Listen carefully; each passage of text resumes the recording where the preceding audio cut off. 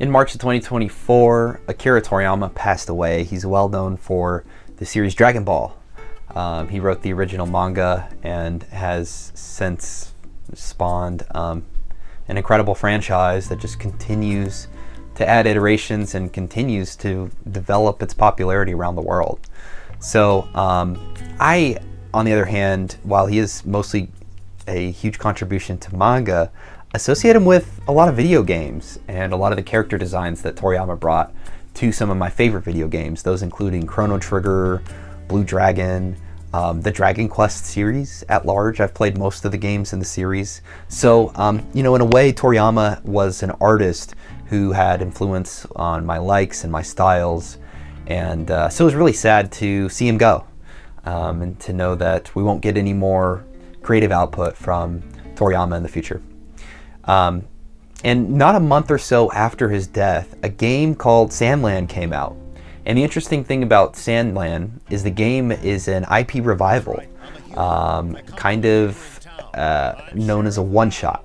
What a one-shot is in manga, you write out basically a whole manga series, I think.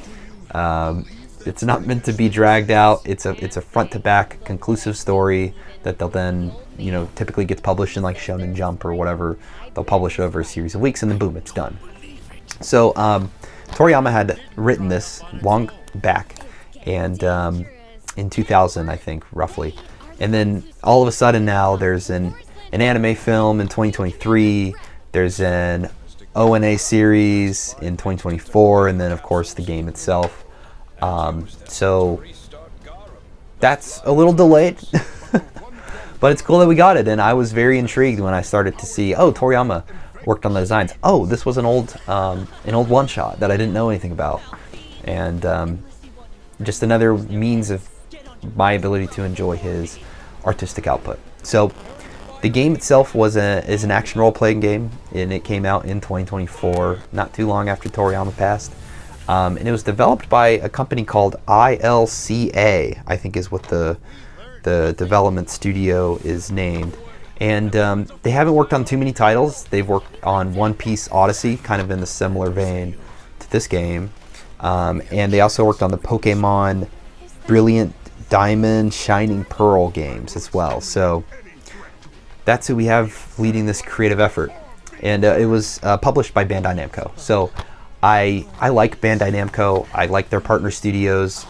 In recent years and years to pass, I think Bandai Namco has always been a company kind of producing an interesting roster of games. And so I had some interest. I had some faith going in that this would be fun. Toriyama visually helming the game. Good developer and publisher, I think, kind of taking on the front to produce the game. I played the demo. I thought it was really intriguing. And not too long after its release, it got a huge price slash. I'm assuming it maybe didn't sell too well, but I was very curious to try it out. So before we talk about my experience playing the game, just want to show the game off, as always. So right away on the front, we have some of our characters from the game Sandland, and I love the beautiful color that they bring to the front of this game's cover art, and a very nice white and blue clean looking spine for the shelf. Heroes and vehicles from beyond your imagine. Embark on an epic adventure. Defeat enemies with mighty vehicles. Limitless customization awaits. That's what we're seeing here on the back as well. Some screenshots of the game in your classic legal terms. And if we open it up, as with the newer generations, kind of a sad looking packaging situation here. But as always, the alternative art on the CD is welcome, and it looks pretty cool. All right, let's get this on the shelf and talk a bit about the game.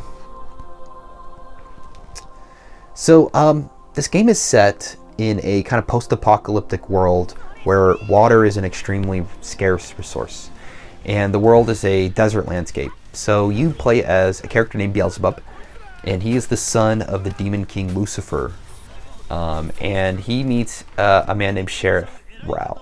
And Rao has come to the demon village requesting help from demons to find a legendary spring of water. It's believed to be a hidden spring, but with enough water to bring life back to the desert. So the story is told through a series of story missions, as you can imagine, and these are derived straight from the manga. So I thought that was pretty cool, that if you wanted to enjoy, say, the manga, the story, you're kind of going to get that here beat for beat. But if you're also a fan already of Sandland, then there's many lore building, character expansion side quests which you can take part in. So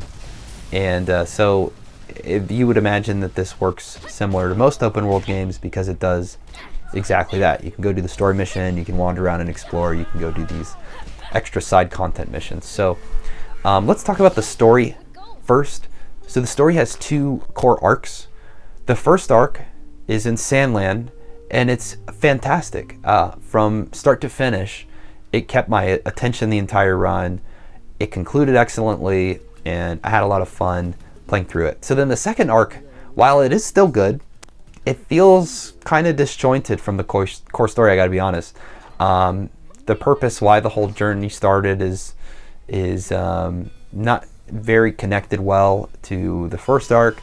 And I think this is by nature a bit, since the second arc is in an newly developed world that Toriyama kind of worked on in recent years. But the way it connects back to what is a very satisfying ending to the first arc just wasn't all there for me, I'll be honest. They're very disjointed two pieces of this game happening. And so there is a lot of variance as well in the content quality otherwise. The side content is of little importance to the story itself, unless you want just a ton of lore and world building. But a lot of it ends up devolving into fetch quests that don't really take you anywhere narratively anyway. So another item that I find important in open world games when you're traveling with companions is that there is an important kind of random voice line generation that's happening when you're in the world, because we want all of these characters that are with you. If the side content's not going to build the world up for you, or you're stuck in this weird second arc, you want the characters along the journey to feel like characters with voice, characters who have personality and are not just tagged in with the crew for some other purpose. And there's a little bit of that here in the game. So Beelzebub and friends, they're going to be quipping and kind of providing each other tips as they travel around the world. However, unfortunately, it's become very repetitive, and you will hear the same voice lines every 5 or 10 minutes, assuming that you're spending a lot of time between story missions exploring. So they really should have had more of these. If they expected players to spend a lot of time traveling the world between story missions, on which unlocking story missions actually generates more random voice lines to use, because you've kind of progressed further and there's more for the characters to comment on. I like the concept, but it just wasn't as well executed here, and it does subtract from the immersion of the story.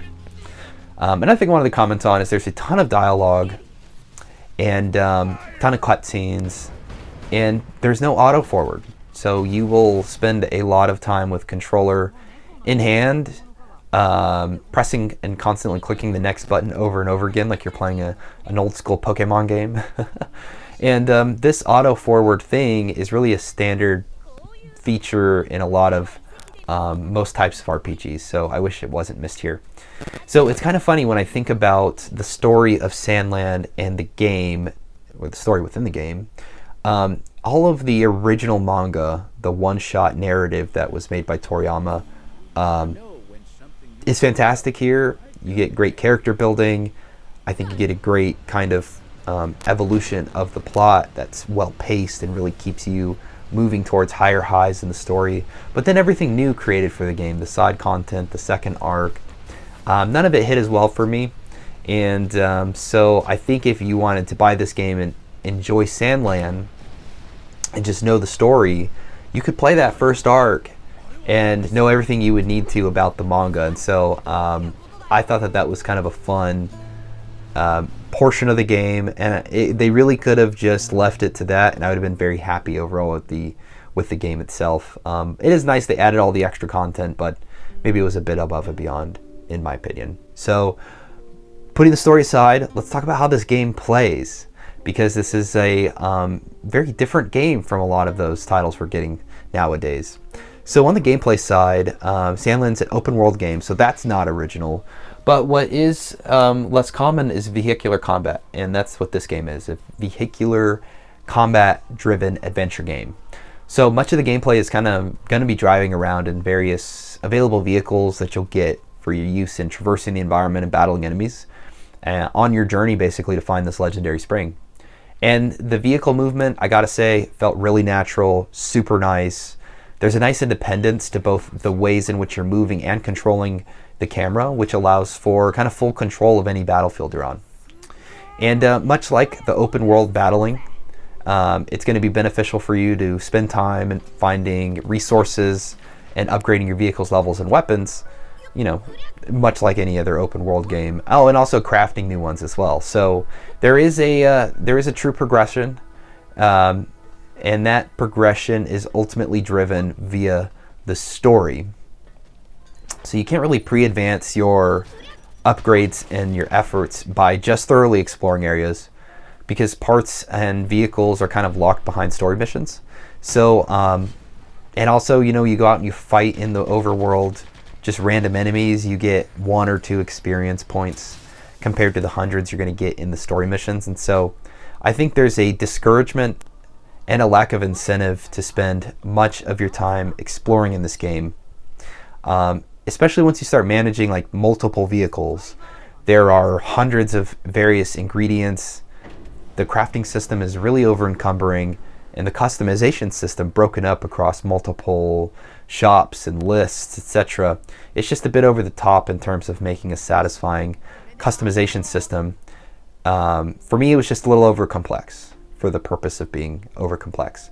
So for example, right, you could be playing this game and, oh, I need this specific part, I need a certain type of alloy, and you could go find a guide or find a means of remembering, like, oh, I remember I could get this alloy in this part of the desert, and you could go get it, and then you could come back, you know, 10 minutes later or whatever, and upgrade your vehicle. But oftentimes the alloy you're going to need is just in a shop, so you just fast travel to the closest shop, you buy the item, then you have to fast travel back, and then you have to run to your garage, and then you have to open it back up and then craft the part.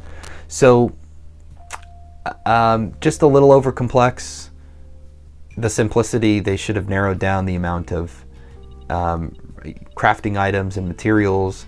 They could have narrowed down the customization screens. You'll have like a paint shop, it's in its own place. You'll come to the garage to work on the vehicle, but then you have parts, you have vehicles, then you have upgrades. But then you can upgrade parts and you can level up vehicles, but you have to do them through different systems and menus. It would have been probably nicer if they had had the garage set up to where you choose the vehicle you want to work on, and then from there you can, oh, here are your parts, here are your vehicle's overall stats, you know, oh, here's the paint, if you want to change the paint job. They made it over complex for no particular reason. So it was still fun. Customization is still really fun. There's a lot of various weapons and items and looks you can give your tanks and stuff like that, but could have just been a little cleaner. But outside of the vehicular combat, there's also some stealth sections. So you either go on these stealth sections in missions, so you'll just have a specific objective, you know, sneak into the base, steal a valuable part. I'd say these are pretty simple sections. The stealth system is not super deep, and the idea of you getting caught in the act is pretty negligible, even if you're playing extremely recklessly, because if you do get caught, you're usually just sent back to like right before that sentry, right outside that sentry's like patrol path, so you don't really lose anything anyway. You know, these do also break up a degree of continuity, because I recognized I was getting kind of super overpowered against any soldier or tank kind of wandering about and guarding the base. So I did think it was funny that it's like, oh, well, in the reality of this world, I'm so powerful that I could knock out all these guys. Why am I even sneaking around? There was just not much of a sense to that, I gotta be honest.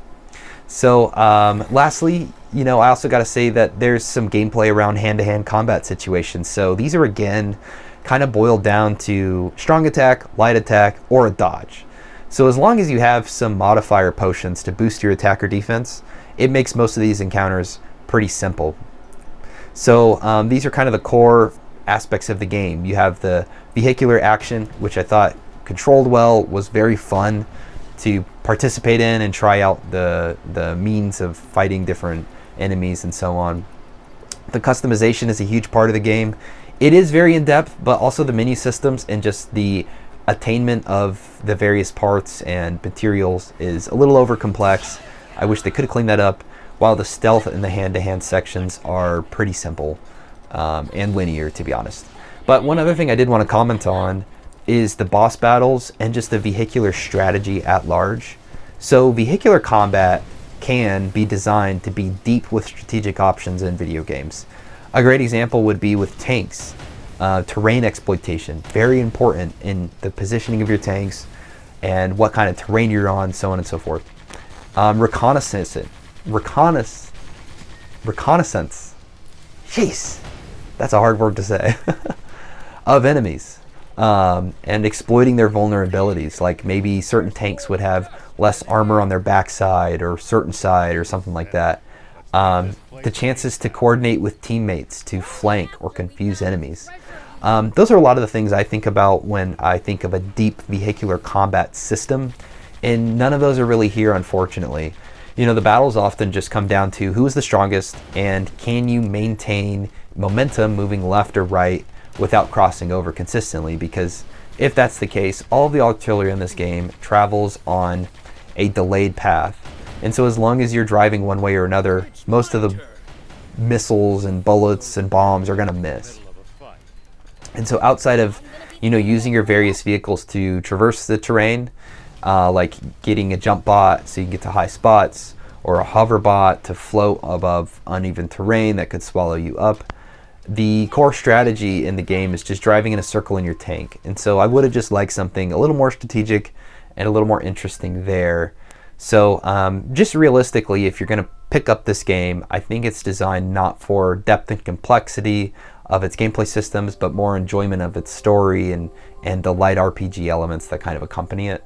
So while I did have a lot of feedback on improving some of the systems here in the game, I thought the core of it, the vehicular combat, was still pretty fun and worth at least giving a romp through the first arc of the story missions. I think you'd have a lot of fun if you did so. But putting aside the story and the game now, let's talk about those added pieces that really kind of bring the game together. How it looks, how it sounds, those things are super important to me.